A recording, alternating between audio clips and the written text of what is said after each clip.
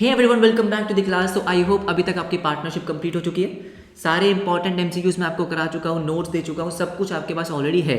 उसके बाद issue of shares again सब कुछ मैं आपको प्रोवाइड करा चुका हूँ। इस वीडियो में हम करेंगे थर्ड बुक को कंप्लीट। इस वीडियो में जो आपकी फाइनेंशियल स्टेटमेंट्स हैं, अकाउंटिंग रेशियोज हैं, उनके सबसे इंपॉर्टेंट एमसीक्यूज मैं आपको कराने वाला हूँ। नोट्स ऑलरेडी आपके पास है ही, पीडीएफ भी आपको लिंक में मैंने दे रखी है। तो जो भी आपको प्रिपरेशन करने के लिए चाहिए मैं आपको सब कुछ ऑलरेडी प्रोवाइड कर चुका हूँ। सो इस वीडियो को कंप्लीट करेंगे और उसके बाद हम करेंगे असर्शन रीजन और केस स्टडीज की प्रैक्टिस। तो जल्दी से खत्म करते हैं, आ जाओ। फर्स्ट एमसीक्यू आपका क्या है? Current मैच्योरिटीज of long term debt. Long term debt की जो करंट मैच्योरिटी होती है आर शोन अंडर। ये एमसीक्यू मैं आपको बहुत बार करा चुका हूँ, क्यों? क्योंकि मुझे लगता है कि आने के चांसेस बहुत ज़्यादा है। आंसर क्या है? Other current liabilities. देखो, लॉन्ग टर्म डेट का मतलब है डिबेंचर्स। क्या है? डिबेंचर्स। ठीक है, अब डिबेंचर्स लॉन्ग टर्म बोरिंग होती है, लेकिन मान लो ये 5 साल का डिबेंचर है। जब 4 साल कंप्लीट हो जाएंगे उसके बाद अगले साल में तो आपको इसको पे करना पड़ेगा ना। तो अगले साल के लिए क्या है? ये करंट लायबिलिटी है। तो इसको हम कहाँ शो करते हैं? अदर करंट लायबिलिटी में। सेकंड देखो, indicate the item which appears as short term provision. आपको प्रोविजन दे रखे हैं और आपको बताना है कि शॉर्ट टर्म कौन सा है। Provision for tax, provision for gratuity, employees provident fund या provision for leave and cash fund. मैंने आपको बता रखा है कि ये जो तीनों है, ये तीनों, ठीक है, जो आपके एम्प्लॉयज़ के रिटायरमेंट वाले प्रोविजन होते हैं, ये होते हैं लॉन्ग टर्म। क्या होते हैं? Long term. अगर क्वेश्चन में मेंशन नहीं है तो हम इनको हमेशा क्या मानेंगे? Long term. लेकिन जो आपका प्रोविजन फॉर टैक्स है ये आपका होता है short term. Provision for tax का मतलब आपको टैक्स पे करना है, लेकिन आपको एग्जैक्ट अमाउंट नहीं पता होता, और टैक्स पे आपको नेक्स्ट 12 मंथ्स के अंदर अंदर करना ही होता है। ठीक है, आ जाओ थर्ड पे आ जाओ। Which of the following items are included in revenue from operations for a financial company? अब ध्यान से सुनना, ध्यान से क्वेश्चन को देखो, क्या पूछा गया है? फाइनेंशियल कंपनी के लिए रेवेन्यू फ्रॉम ऑपरेशंस में क्या क्या आएगा? फाइनेंशियल कंपनी मतलब जो आपके बैंक्स होते हैं, है ना, उसमें क्या क्या आएगा? Dividend received. उनको अगर डिविडेंड रिसीव हुआ है तो क्या वो ऑपरेटिंग में जाएगा? क्या वो रेवेन्यू फ्रॉम ऑपरेशंस में आएगा? हाँ जी, आएगा। सेल ऑफ स्क्रैप, अगर आपने स्क्रैप सेल किया है, देखो अगर नॉन फाइनेंशियल कंपनी होती तो ये पक्का आता, लेकिन sale of scrap financial company के लिए रेवेन्यू फ्रॉम ऑपरेशंस में नहीं आएगा। ठीक है। इंटरेस्ट अर्न, ऑब्वियस सी बात है, आएगा। Profit on sale of fixed asset. अब मेरी बात ध्यान से सुन लो, यहाँ पे कंफ्यूजन होती है। फिक्स्ड एसेट जो आपने सेल किया उस पर प्रॉफिट हुआ, ये दोनों ही कंपनीज के लिए अदर इनकम है, बेशक वो फाइनेंशियल हो या नॉन फाइनेंशियल कंपनीज हो। ठीक है। Profit on sale of investments, investment जो आपने सेल करी उस पर प्रॉफिट हुआ, ये फाइनेंशियल कंपनी के लिए क्या है? ऑपरेटिंग, मतलब रेवेन्यू फ्रॉम ऑपरेशंस में जाएगा। Refund of income tax, income tax का रिफंड आया है। अब इनकम टैक्स का जो रिफंड आया है वो क्या रेवेन्यू फ्रॉम ऑपरेशंस में जाएगा? नहीं, अदर इनकम है। भाई अगर इनकम टैक्स का रिफंड आ रहा है तो वो आपकी मेन ऑपरेटिंग एक्टिविटी तो नहीं है ना, नहीं आएगा। इसका मतलब डिविडेंड रिसीव, इंटरेस्ट अर्न्ड और profit on sale of investment, ये 3 आएंगे, 1, 3 एंड 5। ठीक है, ध्यान रखना, ऐसे क्वेश्चन आपसे जरूर पूछे जाएंगे। आ जाओ फोर्थ पे आ जाओ। फोर्थ देखो जरा क्या है। फोर्थ आपसे कह रहा है which traditional classification of ratios involve one variable from profit and loss and other from balance sheet. अब बात यह है कि ट्रेडिशनल क्लासिफिकेशन बहुत सारे बच्चों को पता ही नहीं होता, तो मैं आपको बता दूं, रेशियोज को क्लासिफाई करने के 2 तरीके होते हैं। एक होता है ट्रेडिशनल और एक होता है फंक्शनल। ट्रेडिशनल क्लासिफिकेशन और दूसरा होता है हमारा फंक्शनल क्लासिफिकेशन, और बच्चे सिर्फ फंक्शनल क्लासिफिकेशन ही पढ़ते हैं। ट्रेडिशनल क्लासिफिकेशन में 3 आती है, balance sheet ratios, statement of profit and loss ratios और कॉम्पोजिट रेशियोज। ठीक है, बैलेंस शीट रेशियोज का मतलब जहां पे सिर्फ बैलेंस शीट के ही आइटम्स हैं, न्यूमरेटर और डिनोमिनेटर दोनों बैलेंस शीट के हैं। जैसे कि current ratio, current asset, current liability दोनों बैलेंस शीट के हैं, उसको बोलते हैं balance sheet ratios. Profit and loss, statement of profit and loss ratios, मतलब दोनों न्यूमरेटर और डिनोमिनेटर दोनों क्या है? Statement of profit and loss के हैं। जैसे कि gross profit ratio, gross profit और रेवेन्यू फ्रॉम ऑपरेशन दोनों ही आपके प्रॉफिट एंड लॉस के हैं, उसको बोलते हैं statement of profit and loss ratio.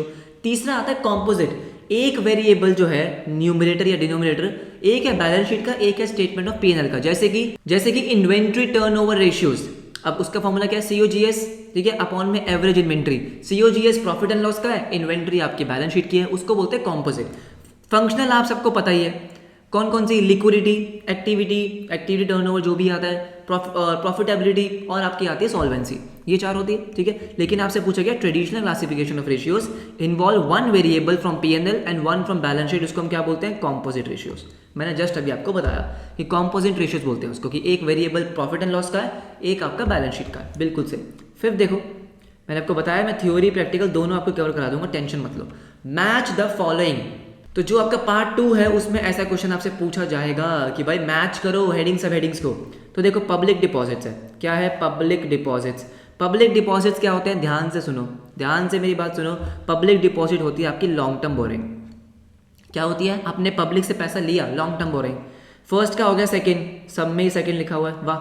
Carriage inward, अब कैरेज इनवर्ड को कंफ्यूज मत होना, कैरेज इनवर्ड को कॉस्ट ऑफ मटेरियल कंज्यूम में नहीं जाता है, वो आता है अदर एक्सपेंसेस में, ठीक है।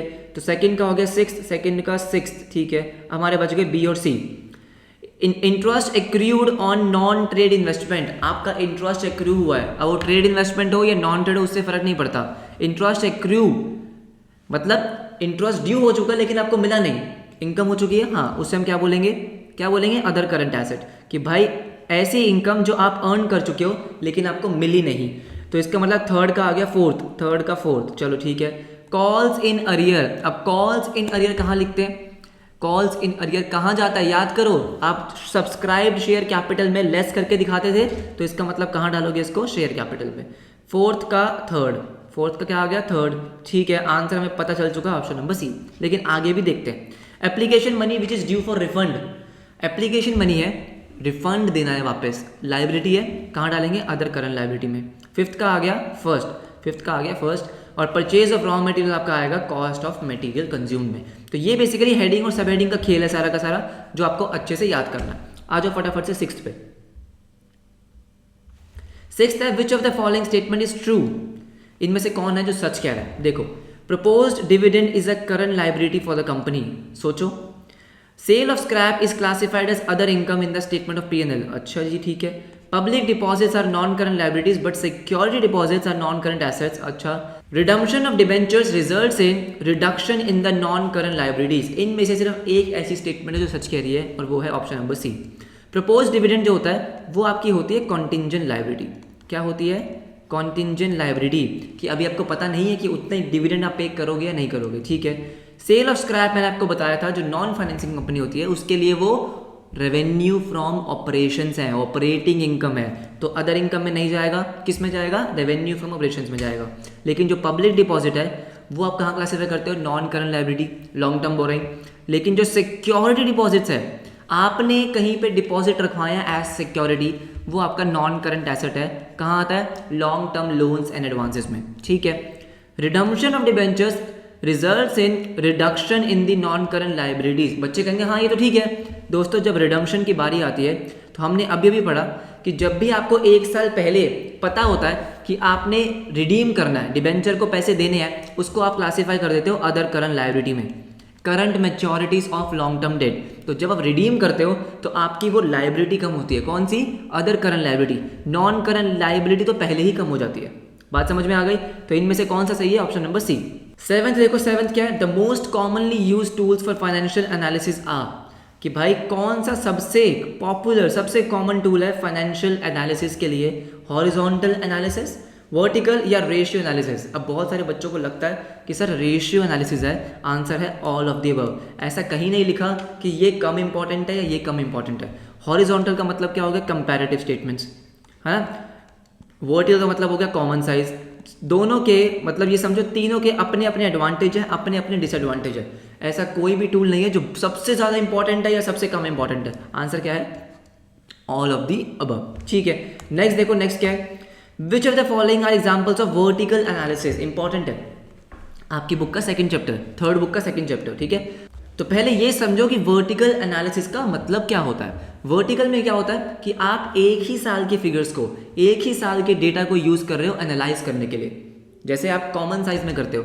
तो कॉमन साइज में क्या होता है कि आपने टोटल एसेट को लिया और बाकी सारी एसेट्स को आपने उसी के साथ कंपेयर किया, ठीक है, एक्सप्रेस किया कि भाई टोटल एसेट्स में मेरा कितना पार्ट है, वो होता है आपका वर्टिकल एनालिसिस। तो वर्टिकल का सिंपल सा मतलब है जब आप एक ही साल के फिगर को यूज करते हो। तो कॉमन साइज है क्या, बिल्कुल है। रेशियो एनालिसिस और कंपैरेटिव, कंपैरेटिव कभी भी नहीं होता। कंपैरेटिव का मतलब होता है हॉरिजॉन्टल एनालिसिस, जब आप 2 या 2 से ज्यादा साल के फिगर्स को कंपेयर करते हो, 2 या 2 से ज्यादा साल के फिगर्स को कंपेयर करते हो, उसको बोलते हैं कंपैरेटिव। रेशियो एनालिसिस में भी आप यही करते हो, आप एक ही साल का डेटा लेते हो और अलग अलग रेशियोज निकालते हो, तो आंसर है बोथ ए एंड बी। समझ में आ गया, ध्यान रखना। आ जाओ 9th पे, और 9th बहुत ही अच्छा क्वेश्चन है, ध्यान से देखो। A company has raised a loan of 5 lakh to be repaid in 5 equal annual instalments, ठीक है, starting end of the next year. अब देखो क्या लिखा है, company has raised a loan, 5 lakh के आपने लोन रेज करा, 5 इक्वल एनुअल इंस्टॉलमेंट में आपको पे करना, और जो पहली इंस्टॉलमेंट है वो नेक्स्ट ईयर से शुरू होगी। How would this information be presented in the balance sheet. अब ऐसा सेम क्वेश्चन मैंने अपने MCQs वाली वीडियो में कराया था, लेकिन नेक्स्ट ईयर की जगह था करंट ईयर, ठीक है, उसको भी समझा दूंगा जिन्होंने वो वीडियो नहीं देखी। अब उन्होंने क्या बोला, पहली इंस्टॉलमेंट नेक्स्ट ईयर में है, तो इसका मतलब 1 लाख रुपीज आपको नेक्स्ट ईयर पे करने हैं, तो मैं बोल सकता हूँ कि 1 लाख क्या है, करंट लाइबिलिटी, और 4 लाख है नॉन करंट लाइबिलिटी। सिंपल है या नहीं है, ये तो बिल्कुल सिंपल है। तो आंसर क्या हो गया आपका, ऑप्शन नंबर बी।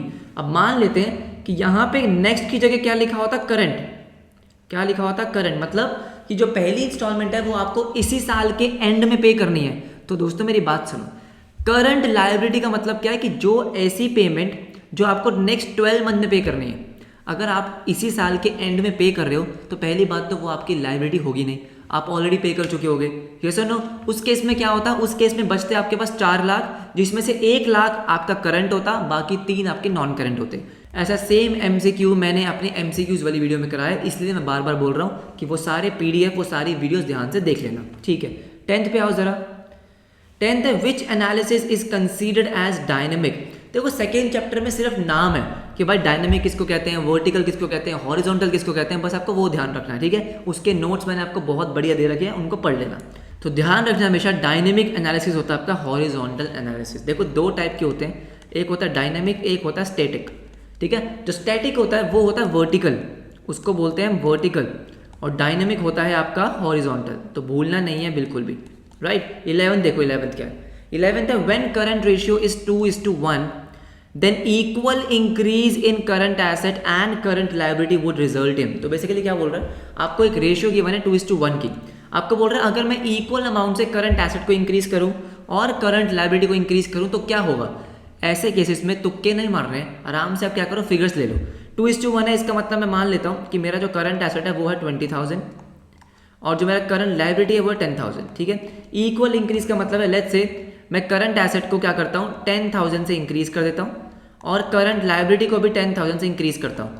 किसी भी फिगर से आप इंक्रीज कर सकते हो, कोई दिक्कत नहीं है। 20,000, ठीक है, ये आ गया। अगर मैं देखूंगा मेरा आंसर आएगा 1.5:1, कितना आएगा 1.5:1, इसका मतलब मेरी रेशियो क्या हो गई है, डिक्रीज हो गई है, decrease in the current ratio. क्या बात समझ में आ गई, सिंपल सा क्वेश्चन था। आ जाओ फटाफट से 12th पे।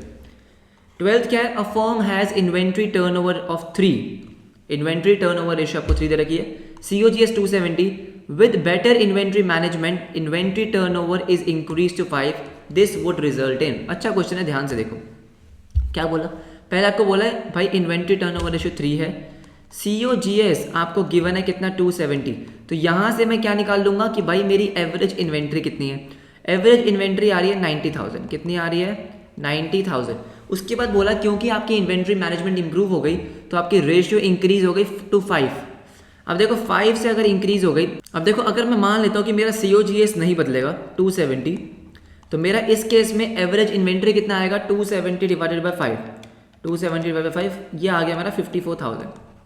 एवरेज इन्वेंट्री आ जाएगा 54,000, ठीक है। तो क्या मैं बोल सकता हूँ कि 90 से कम होके 54 हो जाएगा, मतलब 36,000 से कम हो जाएगा। आपका ऑप्शन दिख रहा होगा decrease in inventory by 36,000, yes और नो, समझ में आता है। तो मैंने क्या किया, दोनों रेशियोज में नंबर पुट कर दिया, बस आपको ऐसे ही करना है, नंबर पुट करो और आंसर निकालो, ठीक है। आ जाओ फटाफट से 13th पे। देखो 13th क्वेश्चन क्या कह रहा है कि if the selling price is fixed 25% above the cost the GP ratio will be. अगर आपको क्या दे रखा है कि अगर मान लो आपको दे दिया कि जो सेलिंग प्राइस है वो कॉस्ट का 25% ज़्यादा होगा तो GP रेशियो क्या होगा। लेट्स से कि भाई कॉस्ट है 100, ठीक है, तो आपने अपना मार्जिन कितना रखा है 25, तो इसका मतलब आपने सेलिंग प्राइस कितना रखा होगा 125, यस और नो। सेलिंग प्राइस कितना लिखा होगा 125, आपसे GP रेशियो का पूछा गया। GP रेशियो कैसे निकालूंगा, कॉस्ट और सेल्स दोनों दे रखी है, माइनस किया 25 डिवाइडेड बाय 125। जीपी रेशियो का फॉर्मूला क्या होता है? Gross profit divided by revenue from operations. तो 25 डिवाइडेड बाय 125, आंसर आ गया 20%। राइट, समझ में आया मैं क्या कह रहा हूँ? बस आपको एग्जाम्पल्स लेके करना है, आपसे बहुत आसानी से हो जाएगा। 14 देखो जरा, 14 क्या था? टोटल रेवेन्यू फ्रॉम ऑपरेशन से 27 लाख, क्रेडिट आपको दे रखा है 18 लाख, ठीक है। ओपनिंग डेटर्स दे रखे हैं, क्लोजिंग दे रखे हैं, प्रोविजन फॉर डाउटफुल डेट दे रखा है। कह रहे हैं टीआर निकालो, मतलब ट्रेड रिसीवेबल टर्नओवर रेशियो निकालो। सिंपल सा फॉर्मूला होता है, आपको लेना होता है credit sales divided by average debtors, average trade receivable. ये सुनो, मैंने ये क्वेश्चन आपको सिर्फ एक कन्फ्यूजन दूर करने के लिए कराया है कि भाई जो ये प्रोविजन अगर आपको गिवन होगा तो इसका आप क्या करोगे। बहुत सारे बच्चे क्या मानते हैं कि प्रोविजन को लेस कर देंगे, क्यों? क्योंकि करंट और लिक्विड रेशियो में ऐसा ही करते हैं। करंट रेशियो में अगर आपको प्रोविजन गिवन होता है आपको लेस करना होता है, क्विक रेशियो में भी यही करना होता है। लेकिन दोस्तों टीआर में, ट्रेड रिसीवेबल टर्नओवर रेशियो में प्रोविजन का कुछ ट्रीटमेंट नहीं होता।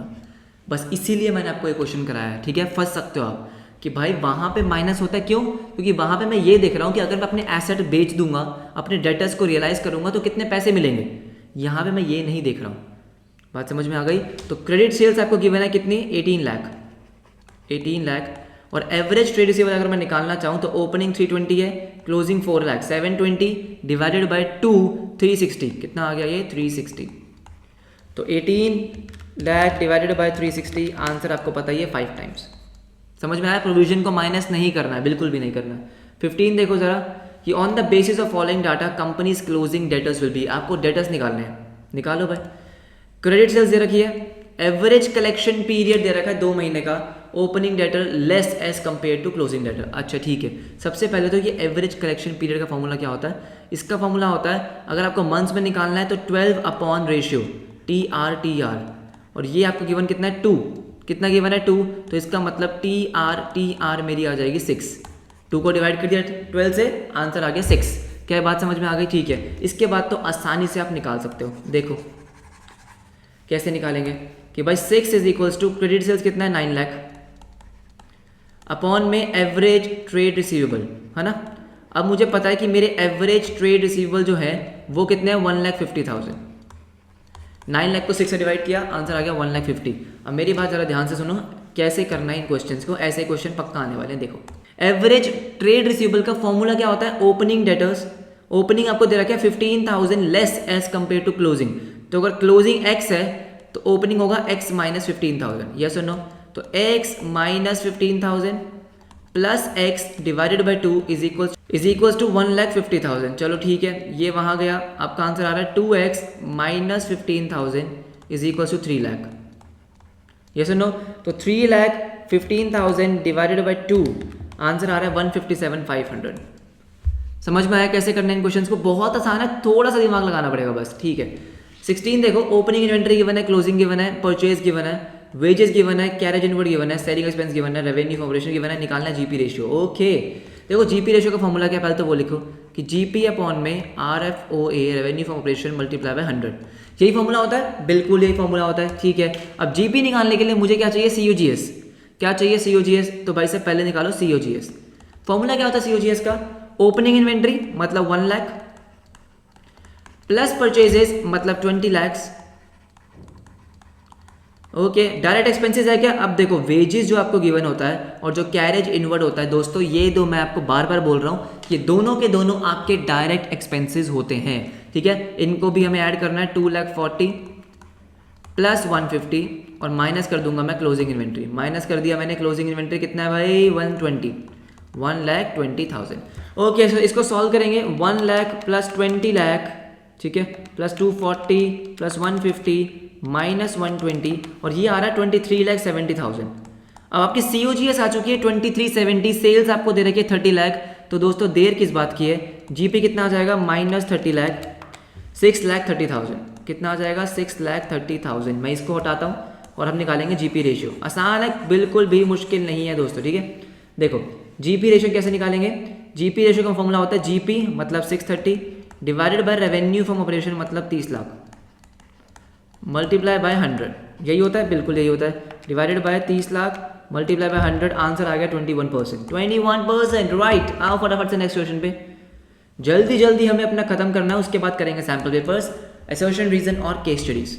A transaction involving a decrease in debt equity and increase in current ratio, ऐसी कौन सी ट्रांजेक्शन है जो डेट इक्विटी को भी कम कर देगी और करंट रेशियो को इंक्रीज भी कर देगी? ओके, पहली है issue of debentures against purchase of fixed asset. मुझे एक बात बताओ, जब आप डिबेंचर्स इशू करोगे तो भाई आपका डेट बढ़ेगा, इक्विटी पे तो कोई फर्क नहीं पाएगा। डेट बढ़ेगा तो बेटा डेट इक्विटी डिक्रीज नहीं होगी, इंक्रीज होगी। ठीक है, तो ये आंसर तो नहीं है। Issue of debentures for cash, अब देखो डिबेंचर जब आप इशू करोगे तो अगेन आपका डेट बढ़ेगा और डेट बढ़ने से डेट इक्विटी बढ़ेगी, तो आगे तो बात पहुंची नहीं, यहाँ भी कट। ओके, सी है redemption of preference shares for cash. अब देखो अगर आप प्रेफरेंस शेयर्स को रिडीम कर रहे हो तो आपकी इक्विटी कम हो रही है। इक्विटी कम होने का मतलब ये डेट का बढ़ना। अगर आपकी इक्विटी कम हो रही है तो इसका मतलब क्या है कि भाई जो डेट इक्विटी रेशियो है वो बढ़ेगी, क्योंकि इक्विटी तो डिनोमिनेटर में है, डिनोमिनेटर की चीज कम होगी तो रेशियो बढ़ेगी। तो आपका प्रेफरेंस शेयर जो है वो किस में आता है? शेयर होल्डर फंड्स में। वो आप रिडीम कर रहे हो, अगर वो रिडीम कर दोगे तो भाई आपका जो इक्विटी है वो कम हो जाएगी और रेशियो इंप्रूव हो जाएगी। अगेन ये गलत हो गया। Issue of equity shares for cash, simple, cash में इक्विटी शेयर्स को इशू करना तो क्या होगा? इक्विटी बढ़ेगी, आपका जो डिनोमिनेटर है डेट अपॉन इक्विटी, इससे इक्विटी बढ़ेगी, इक्विटी बढ़ने से क्या होगा? रेशियो कम हो जाएगी। तो ये क्राइटेरिया कंप्लीट हो गया। इंक्रीज इन करंट रेशियो, क्योंकि कैश में इशू करा है तो कैश बढ़ गया, कैश बढ़ गया तो आपकी रेशियो भी इंक्रीज हो गई। क्या ये बात समझ में आती है? इजी क्वेश्चन था, राइट। देखो 18th एमसीक्यू क्या है? 18th एमसीक्यू में आपको बोला है क्रेडिट रेवेन्यू फ्रॉम ऑपरेशन से आपका 90,000, टीआर कितना है आपका 6 टाइम्स, क्लोजिंग टीआर है आपका, closing trade receivable were 1.5 times than that in the beginning, closing TR आपको निकालना है। ऐसे क्वेश्चंस को सॉल्व कैसे करना है? सबसे पहले देखो आपको रेशियो दे रखी है, कितनी है रेशियो? 6 टाइम्स। तो 6 इक्वल्स टू, फॉर्मूला क्या होता है? ऊपर लिखते हैं credit sales, credit sales divided by क्या करूंगा? Average trade receivable, average trade receivable. आपको देखो, अगर आप देखोगे क्रेडिट सेल्स भी आपको गिवन है, कितनी आई है? 90,000, 90,000। तो पहले आप क्या करो? पहले आप एवरेज ट्रेड रिसीवेबल निकाल लो, 90,000 डिवाइडेड बाय 6, राइट, कितना आ जाएगा ये? 15,000। ठीक है, 15,000 हमारा आ गया एवरेज ट्रेड रिसीवेबल। अब इसको हटाओ, राइट। अब देखो आपको गिवन क्या है कि क्लोजिंग ट्रेड रिसीवेबल जो है वो 1.5 times than that in the beginning. तो बिगिनिंग वाले को ले लो x, तो क्लोजिंग हो जाएंगे 1.5x। ये सुनो, तो आपको क्या गिवन है? x मतलब opening plus closing divided by 2 is equals to 15,000। Average trade receivable का फॉर्मूला यही होता है। बस अब तो निकल गया, अब तो निकल गया। बस थोड़ी चीज़ें ध्यान रख लो, पेपर बढ़िया होगा। x प्लस 1.5 हो गया 2.5x, 2.5x और ये 2 वहाँ चला जाएगा तो 30,000। 30,000 को अगर मैं डिवाइड करता हूँ किससे? 2.5 से, आंसर आ रहा है 12,000। कितना आंसर आ रहा है? 12,000। अब ये 12,000 तो आपका ओपनिंग है, आपसे पूछा क्या गया है? क्लोजिंग। क्लोजिंग क्या था? 1.5। तो 12,000 को मैं 1.5 से मल्टीप्लाई करूंगा, 18,000 आएगा आंसर, राइट। तो आंसर आ गया 18,000। ऑप्शंस थोड़े से गलत दे रखे थे, मैंने ऑप्शंस ठीक कर दिए। आंसर है आपका ऑप्शन नंबर सी, 18,000। ओके, सो 19th क्वेश्चन देखेंगे फटाफट से कि 19th क्वेश्चन में आपसे क्या पूछा गया है कि नेट प्रॉफिट आपको गिवन है 80,000, वेजेस आपको गिवन है 10,000 की, ऑफिस एक्सपेंस 30, सेलिंग आपको गिवन है 20 और रेवेन्यू है 5 लाख का। Calculate GP ratio. GP ratio निकालने के लिए 2 चीज़ें चाहिए, जीपी मतलब ग्रॉस प्रॉफिट और रेवेन्यू। रेवेन्यू आपको गिवन है कितना? 5 लाख का, जीपी निकालना पड़ेगा। अब देखो आपको नेट प्रॉफिट गिवन है, क्या गिवन है? Net profit. अब मैंने आपको बताया था कि नेट प्रॉफिट से ग्रॉस प्रॉफिट तक आपको कैसे पहुंचना है। तो जो चीज़ें आप ग्रॉस प्रॉफिट में से माइनस करते थे, जैसे कि ग्रॉस प्रॉफिट माइनस आपके ऑपरेटिंग एक्सपेंसेस, है ना, माइनस नॉन ऑपरेटिंग एक्सपेंसेस और प्लस जैसे कि non operating income, non operating income, तब जाके नेट प्रॉफिट आया करता था। तो सिमिलरली अब आपको नेट प्रॉफिट गिवन है, कितना गिवन है? 80,000 का। तो अब यहाँ पे आपको कुछ ऑपरेटिंग एक्सपेंस गिवन है, ग्रॉस प्रॉफिट को x लेते हैं, ऑपरेटिंग जैसे कि, अब मेरी बात ध्यान से सुनो, ऑफिस एक्सपेंस आपका ऑपरेटिंग है 30,000, सेलिंग एक्सपेंस आपका ऑपरेटिंग है। अब वेजेस में माइनस क्यों नहीं कर रहा हूँ? क्योंकि बेटा वेजेस होता है डायरेक्ट एक्सपेंस। क्या होता है? Direct expense. तो वेजेस माइनस करने के बाद ग्रॉस प्रॉफिट आता है, तो ग्रॉस प्रॉफिट में ऑलरेडी वेजेस माइनस हो चुकी होती है, तो इसलिए वेजेस को दोबारा माइनस नहीं करना। ध्यान रखना, वेजेस आपके डायरेक्ट एक्सपेंस है, राइट।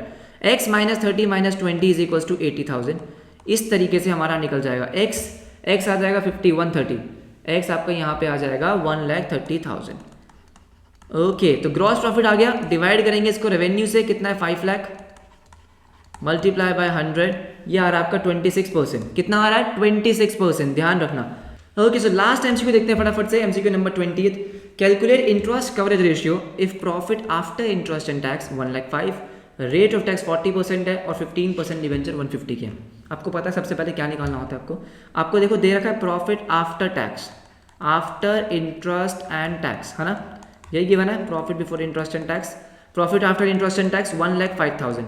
तो सबसे पहले हमें ऐड करना होगा इसमें टैक्स, पहले टैक्स ऐड करेंगे। अब टैक्स जो है वो कैलकुलेट होगा कैसे, टैक्स निकलता है प्रॉफिट बिफोर टैक्स वाले पे, मतलब टैक्स कैलकुलेट करने से पहले जो प्रॉफिट आता है उस पर आप टैक्स कैलकुलेट करते हो। मान लो वो है एक्स में से आपने 40% हटाए, 40% ऑफ एक्स, तब जाके 1,05,000 आया है। ठीक है, इसको सॉल्व कर लेते हैं, x minus 2x upon 5 is equals to 1,05,000 और 5x वहाँ गया तो 3x इक्वल्स टू 5,25,000, तो x आपका आ गया 1,75,000।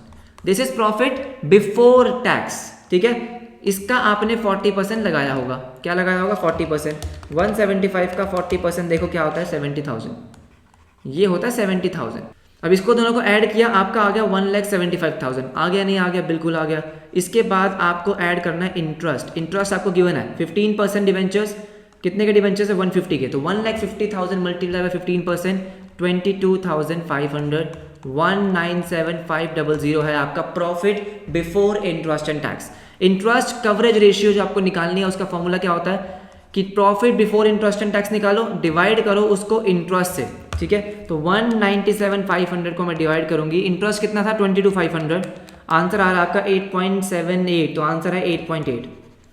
ओके, तो इसी के साथ दोस्तों हमने आज कर ली अपने लास्ट बुक, जो थर्ड बुक है उसकी भी प्रैक्टिस, नोट्स आपको ऑलरेडी गिवन है, इंपॉर्टेंट पॉइंट्स मैं आपको और भी बताता रहूंगा, केस स्टडी सॉल्व करेंगे, असर्शन रीजन इसके बहुत सारे आने वाले हैं। अगर आपने पार्ट बी देखा हो, तो पार्ट बी है उसमें बहुत सारे असर्शन रीजन है, उसकी भी मैं आपको प्रैक्टिस कराऊंगा। अभी हमने कर लिए जो हमारे नॉर्मल एमसीक्यूज थे। ठीक है, तो हमने सारे चैप्टर्स के कर लिए, मैंने आपको सारे चैप्टर्स के प्रोवाइड करे हैं। तो प्लीज़, मैंने आपको क्या कहा था कि सब कुछ आपको फ्री ऑफ कॉस्ट मिलने वाला है, गेस्ट पेपर भी आने वाला है, सैम्पल पेपर सब आएगा। बस आपको करना क्या है, वीडियो को लाइक करना है, दोस्तों के साथ शेयर करना है और कमेंट करना है, बस इससे ज़्यादा कुछ नहीं करना। आपको जो चाहिए वो मैं आपको प्रोवाइड करता रहूँगा। ठीक है, तो अच्छे से पढ़ते रहो, ऑल द वेरी बेस्ट, मिलते हैं आपसे नेक्स्ट वीडियो में, तब तक के लिए बाय बाय।